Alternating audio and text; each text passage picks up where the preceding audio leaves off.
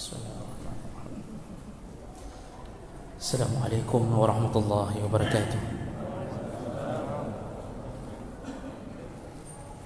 Alhamdulillahi rabbil alamin. Wa bihi nasta'in ala umuri dunya waddin. Asyhadu an la ilaha illallah wahdahu la syarika lah.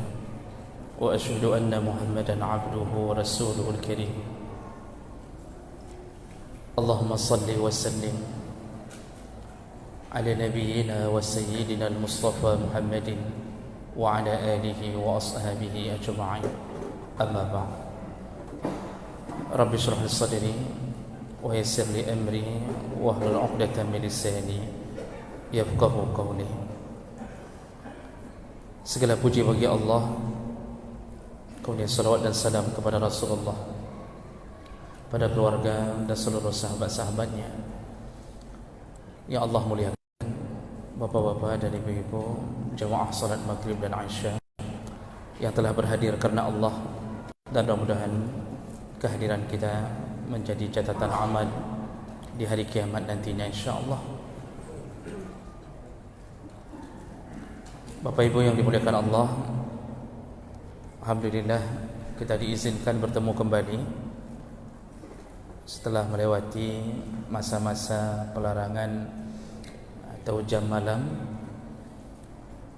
dan berhubungan karena dalam hitungan 2 minggu ke depan kita akan bertemu dengan bulan yang paling mulia dalam setahun, maka ada baiknya kita membahas tentang adabu as-siyam, yaitu adab-adab seputar masalah puasa,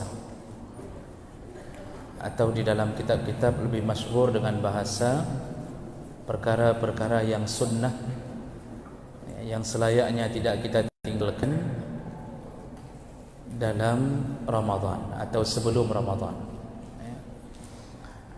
Baik, yang pertama sekali, ketika kita menghadapi datangnya bulan ini, bulan yang mulia ini, maka adab kita yang pertama adalah an-niyah as-salihah. Niatlah dengan tulus menerima perintah Allah. Ini salah satu daripada perintah Allah. Jadi waktu Allah Subhanahu wa taala menurunkan tentang wajibnya puasa, maka Allah ingin melihat siapa di antara hamba yang menerima atau yang tidak suka terhadap perintah ini. Orang yang beriman itu andalannya adalah sami'na wa ata'na. Kami dengar perintahmu ya Allah, kami taat perintahmu. Jadi tidak ada pertanyaan, kenapa kami harus puasa? Kenapa sebulan? Kenapa dari pagi sampai maghrib? Kenapa tidak sampai siang saja? Atau kenapa tidak dari malam sampai subuh saja? Jadi kita bisa berpuasa lebih nyaman sambil tidur di tengah malam.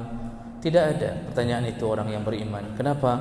Karena dia tahu kalau Allah perintahkan sesuatu, maka itu bukan untuk memuliakan Allah, tapi untuk memuliakan kita. Jemaah maka Allah, kalau Allah memerintahkan sesuatu, bukan untuk memuliakan Allah, tapi memuliakan kita. Saking sayangnya Allah kepada hamba, setahun sekali Allah beri masa untuk mendapatkan bonus pahala sekaligus pengampunan dosa.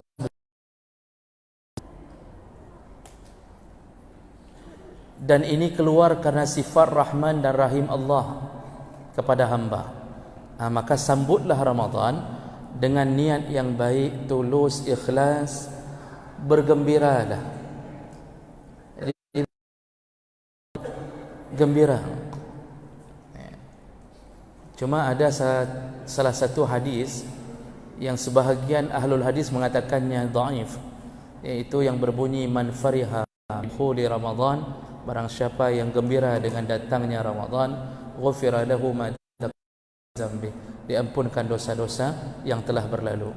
Hanya dengan gembira diampunkan dosa. Silakan cek hadisnya. Hampir seluruh ulama ahlul hadis menyebutkan hadis ini dhaif. Artinya kita disuruh senang, gembira. Karena kalau orang yang kurang imannya, begitu mendengarkan datangnya Ramadan susah ke? Dia susah. Dia mulai merasakan kehidupan, Masya Allah, ka puasa dom. Kasi bulan akan dah puasa dom. Yang Senin hamil haid dah buat. Senin Kamis pun kita enggak sanggup, apalagi sampai sebulan. Dia menganggap ini penderitaan besar. Tapi orang beriman senang, tahu hakikat kenapa Allah memberikan Ramadan. Maka adab kita pertama kepada Allah dan kepada datangnya Ramadan, niatkan tulus ikhlas menerima perintah Allah Subhanahu wa taala. Kenapa harus begitu? Karena kita tahu yang bisa memberikan kebahagiaan sempurna bagi kita hanya Allah. Hanya Allah yang bisa memberikan kebahagiaan sempurna. Dulu kita sebelum dapat kerja, kita berfikir dengan kerja kita bahagia. Ternyata banyak orang yang setelah dapat kerja menyesali kenapa dapat kerja. Lalu kemudian ada orang yang berbahagia ketika diliburkan libur corona, sampai 3 bulan diliburkan. Semua anak-anak bahagia, semua yang kuliah bahagia. Tapi ternyata baru sebulan dia jalani, dia sudah pening sendiri, Pak.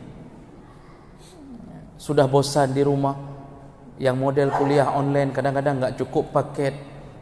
Macam model terjadi, kamu mangkero di rumah.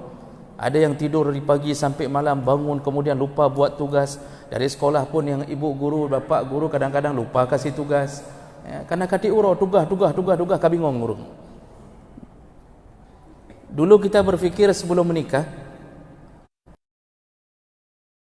kita mungkin bahagia. Tapi ternyata sebahagian orang setelah menikah malah menderita. Banyak perempuan yang sebelum menikah hidupnya aman-aman saja, di bawah lindungan orang tuanya, dalam kasih sayang orang tuanya. Begitu setelah menikah kebetulan jodohnya orang yang kebetulan menjadi ujian bagi dia, dia menyesalinya.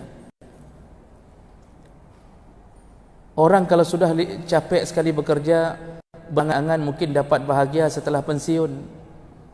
Tapi ternyata setelah pensiun pun tidak bahagia. Ada orang berangan-angan mungkin nanti bisa istirahat setelah meninggal. Ternyata setelah meninggal pun dia tidak bahagia. Apalagi yang melakukan amal yang dijamin mendapat azab kubur. Di antaranya adalah yang suka mengadu domba di antara manusia, dan ada orang yang tidak membersihkan najisnya, tidak cebok atau tidak peduli dengan bekasan najis. Itu dipastikan azab kubur. Dan ternyata dia tidak bahagia. Maka di mana kebahagiaan sempurna? Di sisi Allah. Di mana dia tempatnya? Yaitu di tempat yang radu, semua orang yang masuk radu anhu, radhiyallahu anhum wa radu'an. Allah ridha dengan amal mereka dan mereka pun ridha mendapat balasan Allah. Apa dia? Surga, jannah.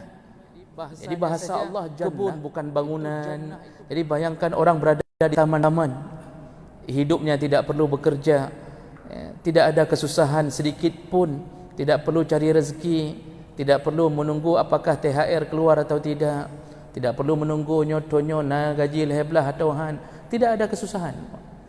Sempurna. Sempurna sampai Nabi mengatakan tidak ada kentut, tidak ada sendawa, tidak ada sakit perut, tidak ada ingus, tidak ada keringat, tidak ada sakit apapun. Mau makan apa saja tidak akan diare. Sempurna. Tapi ada satu yang lebih sempurna di atas surga, yaitu di saat kita diizinkan melihat Allah Subhanahu wa taala. Surga makhluk Allah, tapi melihat Allah pencipta surga itu adalah puncaknya sempurnaan. Makanya waktu ditafsirkan surat Yasin waktu pada kalimah salamun qaulan min rabbir rahim, ya, wamtazul yauma ayyuhal mujrimun, bahasa Allah menyambut penduduk surga salamun qaulan min rabbir rahim. Allah mengucapkan salam, selamat kata Allah, dan itu dari Allah yang Maha Pengasih. Ketika Allah mendatangi penduduk surga sedang sibuk. Inna ashabal jannatil yawma fi syughul. Semua penduduk surga sibuk. Sibuk apa? Sibuk bersenang-senang. Menyogedanyokan, Pak, sibuk susah ada. Banyak sekali kesusahan yang kita buat. Tapi penduduk surga sibuk dengan kesenangan. Jadi bingung mau senang apa dulu, mau terjun ke sungai dulu. Sungai pun bingung, mau sungai madu dulu, atau sungai susu, atau sungai khamar, atau mau makan buah-buahan, atau mau apa. Oh, kemudian dapat bidadari 99% lebih cantik daripada semua wanita tercantik di atas dunia ini. Bingung mana duluan yang mau dinikmatinya. Sibuk dengan kebahagiaan. Tiba-tiba Allah datang. Dalam tafsir surat itu disebutkan, ayat itu, Allah datang dan menampakkan dirinya. Dan kita bisa melihat Allah seperti melihat bulan purnama, kata Rasulullah sallallahu alaihi wasallam. Jelas melihat Allah bagi penduduk surga. Maka Allah mengucapkan salam, selamatlah wahai hambaku, selamatlah. Ketika orang sedang sibuk dan Allah datang, ketika itulah semua penduduk surga melupakan kesenangan mereka, lupa dengan surga. Semuanya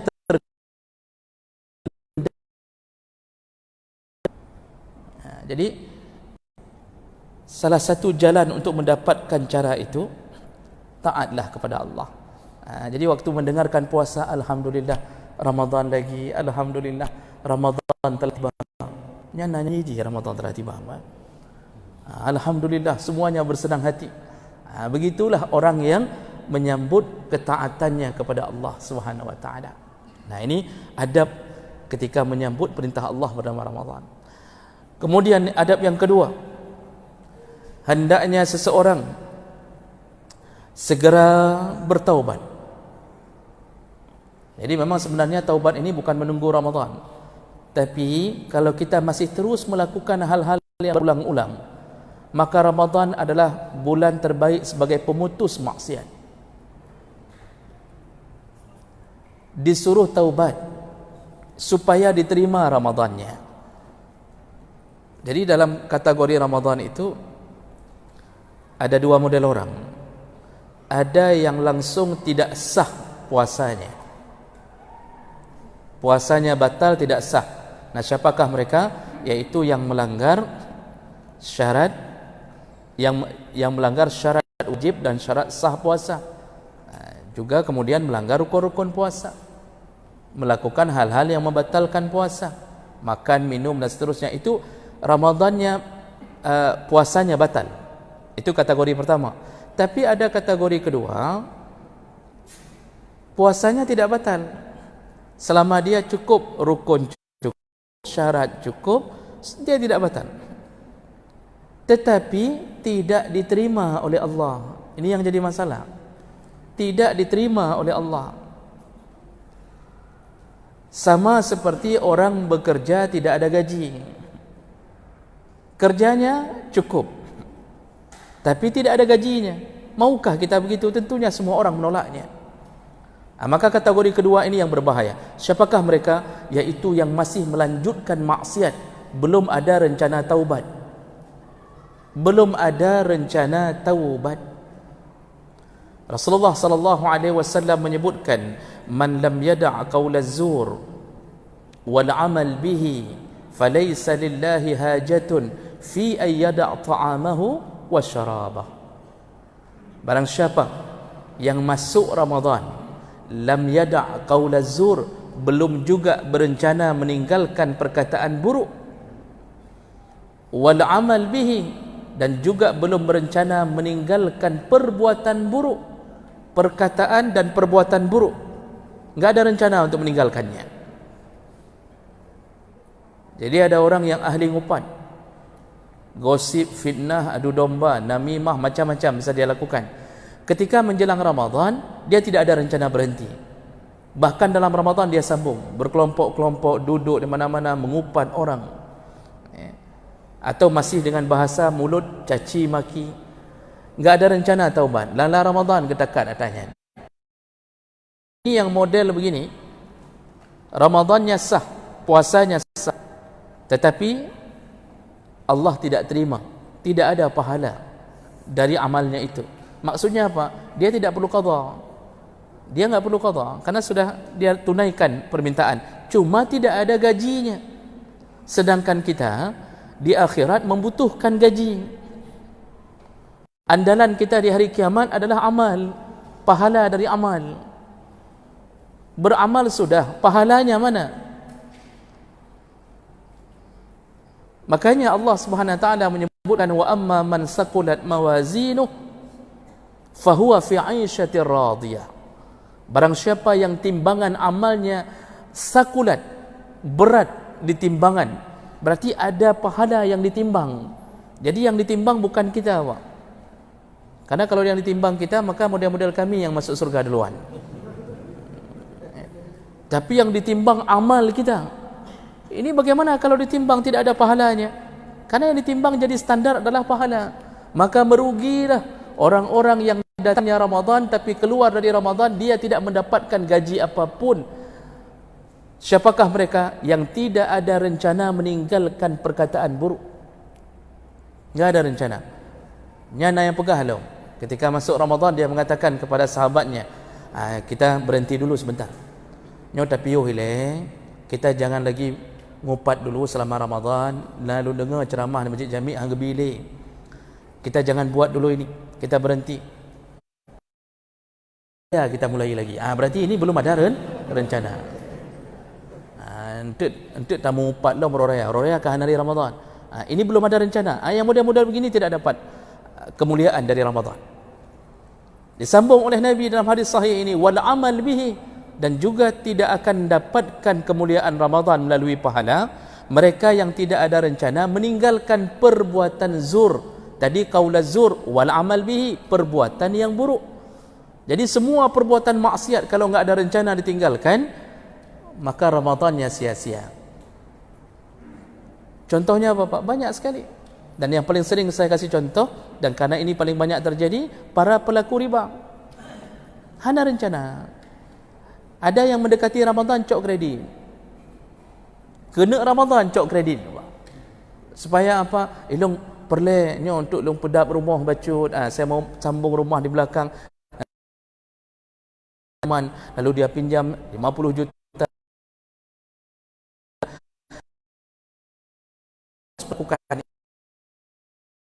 Perlu kita fahami. Maka Ramadan kita masalah. Oh, ada yang mengatakan enggak ada urusan riba dengan Ramadan. Pahami dulu. Hadis ini tolong pahami baik-baik. Rasulullah ingin mengatakan yang masuk ke dalam Ramadan dalam keadaan taubat dan benar-benar ingin meninggalkan. Makanya ujung hadis sebutkan apa? Man lam yada' qaulaz zur wal amal bihi falaysa lillahi hajatun fi ay yada' ta'amahu wa syarabah. Maka Allah tidak membutuhkan mereka untuk menahan makan dan minum. Maksudnya apa? Seakan-akan Allah ingin mengatakan, kenapa ya puasa? Yang model mentang pajuh riba masih ada rencana nonton filem porno, masih ada rencana melakukan maksiat apapun, ya, yang masih ada rencana menipu, sogok menyogok dan seterusnya, dia menyambung-nyambung amal itu, maka Allah seakan-akan mengatakan, bagi kalian ini, kata Allah, yang tidak ada rencana bertaubat ini, tidak usah puasa. Karena puasa kalian tidak akan kuterima. Begitu maksud hadis Nabi SAW. Maka hendaknya seseorang masuk ke dalam Ramadan, bertaubatlah. Bertaubatlah dari segala dosa.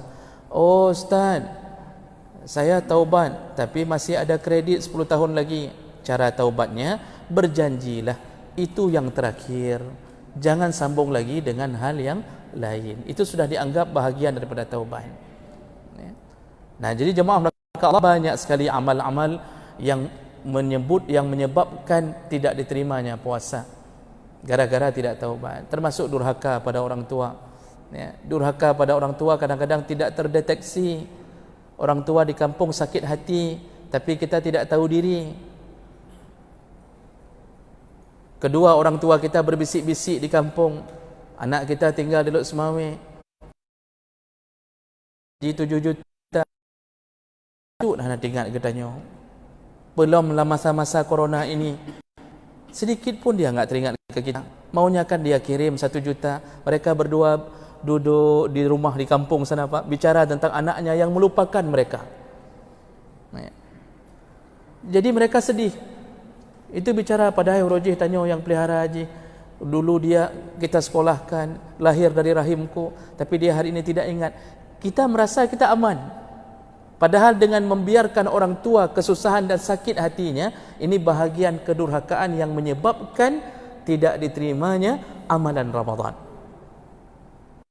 Apalagi hadis Nabi mengatakan, ridallah fi ridal walidain wa sukhtullah fi sukhtil walidain. Allah ridha di atas keridaan orang tua, dan Allah benci kepada orang yang dibenci oleh orang tuanya. Maka salah satu yang menyebabkan amal Ramadan tidak diterima apa? Orang tua tidak ridha kepada anaknya. Tidak ridha itu enggak mesti diucapkan kah durhaka, kamu begini, tidak mesti diucapkan. Perasaan mereka sedih saat anaknya meninggalkannya. Ini ada yang kadang-kadang sudah stroke, tidak dijenguk sekalipun. Jadi kadang-kadang ada yang tidak mau pegang kotoran orang tua. Dia sewa orang, ini tugas kamu cebok, kami enggak mungkin. Apalagi dia mungkin merasa sudah jabatannya tinggi, dia tidak mau. Nah, inilah hal-hal yang perlu kita sadari sebelum masuknya Ramadan. Bertaubatlah kepada Allah. Berikutnya jemaah mereka Allah Subhanahu wa taala. Ketika kita sudah masuk ke dalam Ramadan, ya, maka ada beberapa hal yang perlu diperhatikan. Yang pertama, nah ini kita detilkan apa yang telah kita bahas di subuh kemarin. Kalau sudah masuk dalam Ramadan, ada adab atau sunnah-sunnah yang perlu kita kuatkan. Yang pertama adalah as-sahur walau bisyurbati ma'in. Bersahurlah walaupun hanya dengan seteguk air atau sebutir kurma. Rasulullah mengatakan, tasahharu fa inna fis sahur barakah. Hadis riwayat Bukhari Muslim dari Anas bin Malik. Bersahurlah engkau karena dalam sahur ada keberkahan. Dalam hadis yang lain, hadis riwayat Muslim dari Umar bin As, faslu ma baina siyamina wa siyami ahli alkitab aklatus sahar. Kata Rasulullah, yang membedakan puasanya kita dengan puasa ahlul kitab, orang Yahudi puasa, Pak. Terutama di hari-hari yang mereka yakini hari-hari besar. Termasuklah 10 Muharram yang mereka yakini hari tenggelamnya Firaun. Orang Nasrani ada waktu-waktu berpuasa. Apa kata Rasulullah? Yang membedakan puasa kita dengan puasa ahlul kitab, ahlul kitab itu Yahudi dan Nasrani, yaitu aklatu as-sahur, makan sahur. Ternyata mereka tidak ada makan sahur. Kita disuruh oleh Nabi makan sahur. Kenapa? Makan sahur itu barakah. Barakatun itu maknanya ziyadatul khair, bertambah-tambah kebaikan dari Allah. Orang kalau sudah sahur, Allah beri kekuatan untuk beramal, itu keberkahannya. Allah beri kekuatan. Jadi dia kerjanya tidak tidur saja. Karena ada hadis dhaif yang diamalkan oleh sebagian orang hari ini, naumus shaim ibadah. Tidurnya orang puasa ibadah. Ini tidak bisa dijadikan hujjah. Pertama, derajat hadisnya. Yang kedua, kita dalam Ramadan disuruh beramal, bukan disuruh tidur. Tidur baru dianggap berpahala di saat menghadapi maksiat. Kita sedang duduk di luar rumah, tiba-tiba lewat perempuan dengan pakaian seksi. Di saat seperti itu tidur untuk menyelamatkan iman daripada melihat hal seperti itu. Tidur ini berarti menjaga diri dari maksiat. Jadi bukan tidur dari subuh na mudah-mudah hampir lahu dalam catatan malaikat pahala. Setelah itu salat zuhur, tidur lagi pahala. Mana lagi nyawa cerita? Bahkan tidak baik pekerjaan seperti itu. Karena Ramadan man qama, kata Rasulullah, yang menghidupkan, mendirikan, membangunkan kehidupan Ramadan. Bukan man nama Ramadan, bukan yang tidur dalam Ramadan. Man qama, menghidupkan Ramadan. Jadi salah satu keberkahan sahur kita dikuatkan untuk beramal. Jadi dalam pikiran kita diberi oleh Allah. Habis salat subuh, kemudian kita ada tausiah, ta'lim, kemudian pulang baca Quran. Itu baca Quran setengah juz sanggup kita baca. Kemudian pula setelah itu kita salat duha. Habis salat duha, kemudian kita sambung lagi sebentar, tidur sebentar menjelang zuhur, qailulah, itu pun dapat pahala. Habis salat zuhur, kemudian kita mulai baca Quran lagi, satu hari satu juz. Itu kekuatan dari Allah. Imam Syafi'i, kata Imam Zahabi dalam kitab Siyar A'lamin Nubala, Imam Syafi'i 40 kali khatam. 40 kali khatam. Sedangkan Ramadan hanya 29 sampai 30 hari saja. Memang beliau ini hafiz, dari ada yang mengatakan dari umur 7 tahun, ada yang mengatakan 9 tahun. Wallahu a'lam bagaimana cara bacanya. Beliau melafazkannya terus-terusan 40 kali. Yang mengatakan bukan beliau sendiri. Jadi kendro ke pegah bawah ilmu 40 ke bukan. Karena ada orang hari ini yang mengaku-ngaku diri, mengaku hafiz, saya 30 juz, padahal juz 30 yang dia hafal. Saya begini, saya begini. Imam Syafi'i direkomendasi info itu oleh muridnya 40 kali. Itu seorang yang saleh. Kita yang banyak diselingi maksiat, kita biarkan tanpa membaca apapun. Maka keberkahan itu datang dari mana? Dari Allah melalui apa? Sahur. Jadi yang ibu-ibu bertambah lagi amal. Menjelang berbuka, mereka mulai menyediakan segala daya dan upaya untuk melayani suami dan anak-anaknya. Itu yang paling sibuk perempuan Pak dalam Ramadan. Suami duduk di depan sambil baca Quran yang kemarin. Kemudian dia tanya, "Kiman pemasak oronyo?" katanya. Isteri berkuah-kuah di belakang. Cuci piring punya tadi sahur. Kemudian harus masak ini, apalagi permintaan suami. Hari ini hari pertama, jus pokat campur teh tarik, kata suami.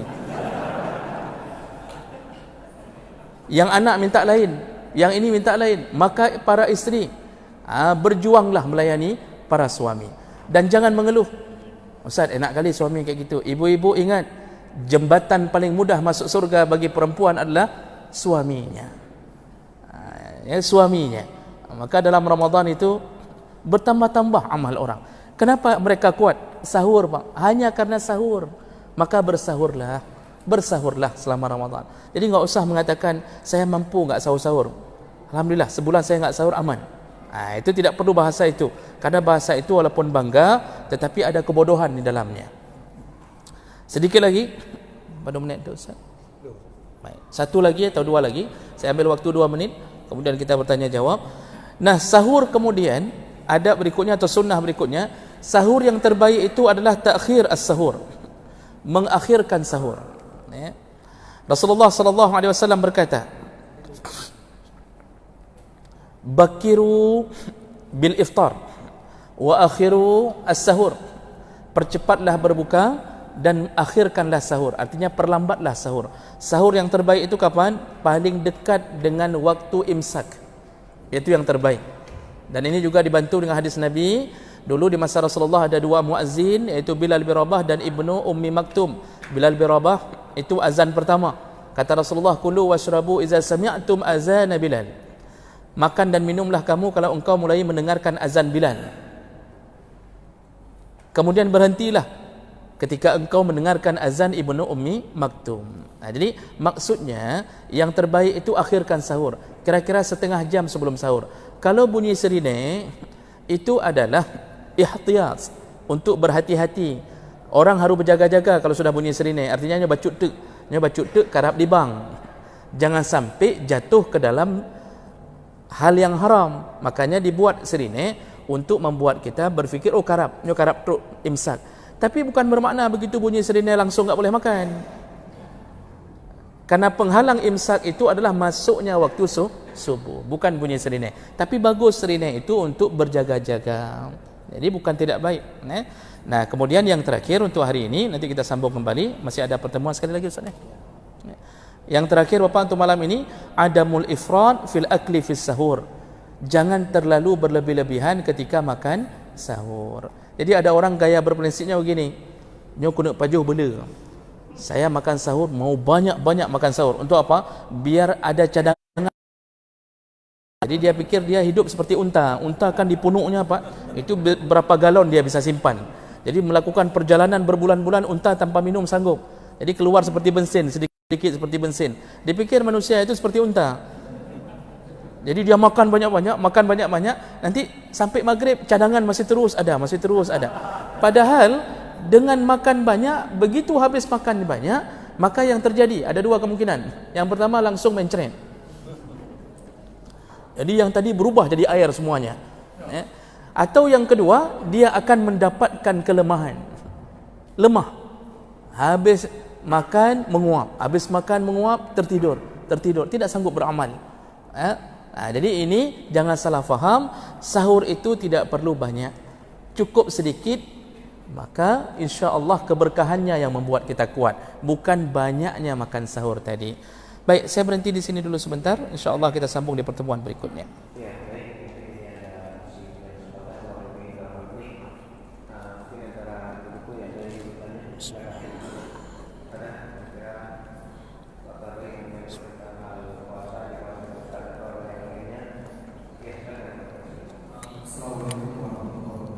Waalaikumsalam.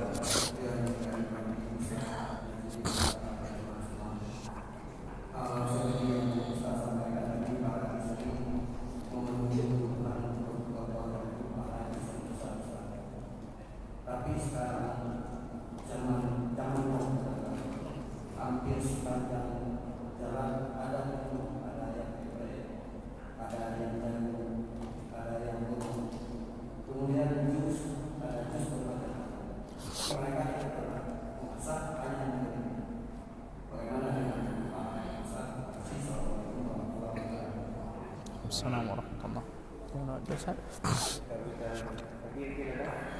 Ada yang lain? Ya sekalian bisa menjawab.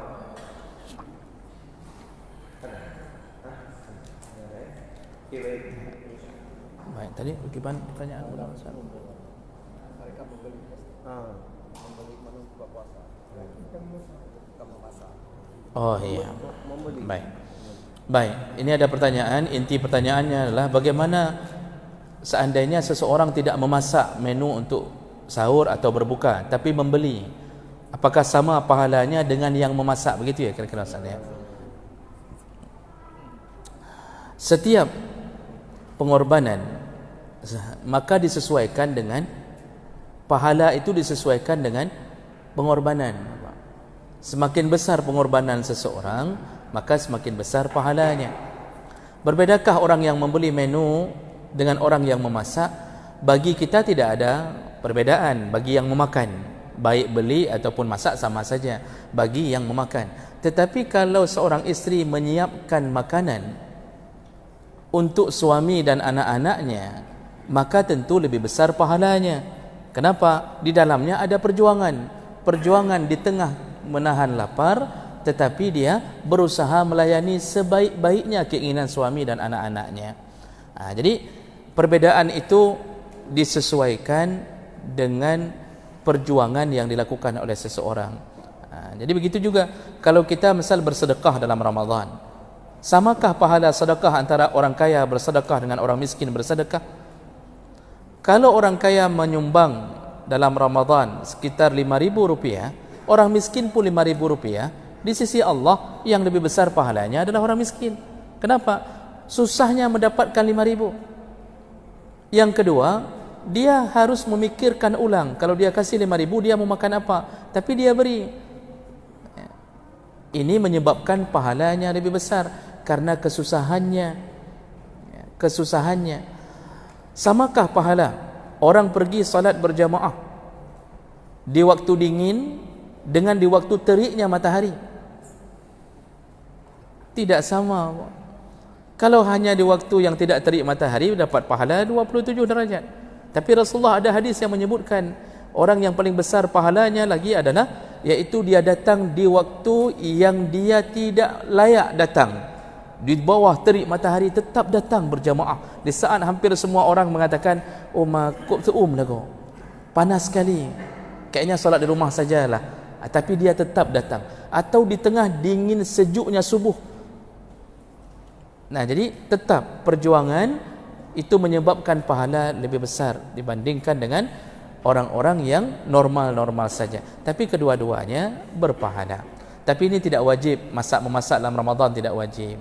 Kalau seorang isteri merasa berat dengan memasak, maka silahkan bermusyawarah dengan suami. Kalau suami rida dengan masakan tetangganya, atau suami rida dengan masakan janda di kampung sebelah, silahkan saja, tidak mengapa. Tapi jangan salahkan suami kalau hatinya kepincut dengan masakan itu. Ai mangat dak beda dengan kata masak, kata dia. Ini begini-begini nanti ceritanya. Jadi Bapak Ibu maka Allah begitu yang menyebabkan pahala besar. Baik, kalau begitu, kalau tidak ada pertanyaan lain pada menit Ustaz. Oh, masih ada satu lagi, silakan.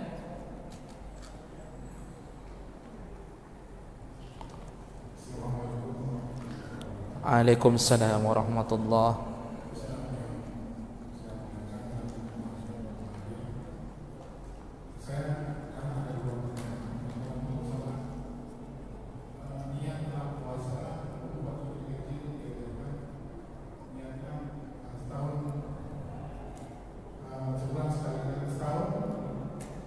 Dalam sebulan sekali niat.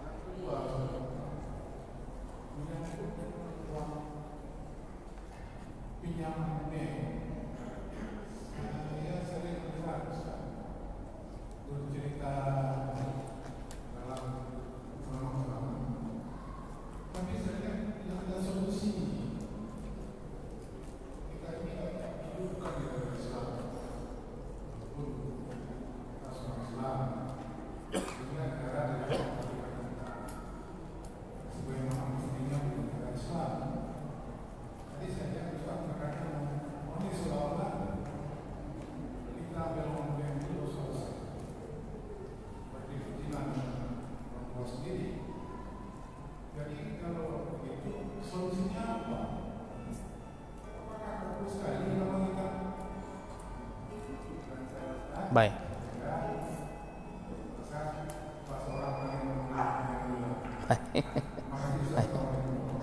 Waalaikumsalam warahmatullahi. Baik, saya jawab dengan singkat padat. Pertanyaan pertama tentang niat dalam Ramadan. Dalam mazhab Syafi'i niat itu rukun, dalam mazhab Hanafi, Maliki dan Hambali niat itu syarat. Menjadi syarat. Nah, niat dalam Ramadan dalam pandangan jumhur ulama itu harus dilakukan berulang-ulang dengan berulangnya hari. Satu-satunya pandangan yang menyebutkan tentang boleh berniat sebulan penuh untuk sebulan, dari awal niat untuk 30 hari Ramadan, itu hanya mazhab Malikiyah. Sedangkan yang lain tidak membolehkan. Kenapa? Karena hari-hari antara Ramadan itu terpisah. Bukti terpisah, hari ini batal, ternyata tidak membatalkan keseluruhan hari. Kalau seandainya dia satu paket, hari ini batal, maka batal satu paket semuanya. Maka begitu pula berniat. Karena hari dianggap terpisah, maka niat itu juga harus terpisah-pisah. Batasan niat mulai dari terbenam matahari berbuka puasa sampai menjelang terbitnya subuh kembali. Itu batasan berniat. Man lam yubayyitin niyah, barang siapa yang tidak berniat di malam hari, fala siyama lahu, maka tidak dianggap berpuasa. Batal puasanya. Nah, jadi tidak boleh berniat sebulan penuh. Dalam pandangan jumhur ulama harus diulang-ulang setiap hari. Nah, kemudian yang kedua, apa solusi dari makan riba? Bukan saya yang memvonis dosa besar tentang riba, Pak. Rasulullah sallallahu alaihi wasallam yang memvonis itu. Jadi bukan ustaz yang bilang bahwa dosa makan riba itu lebih dahsyat daripada 36 kali berzina. Dia sama dengan berzina dengan ibu kandung sendiri, bukan ustaz. Rasulullah sallallahu alaihi wasallam.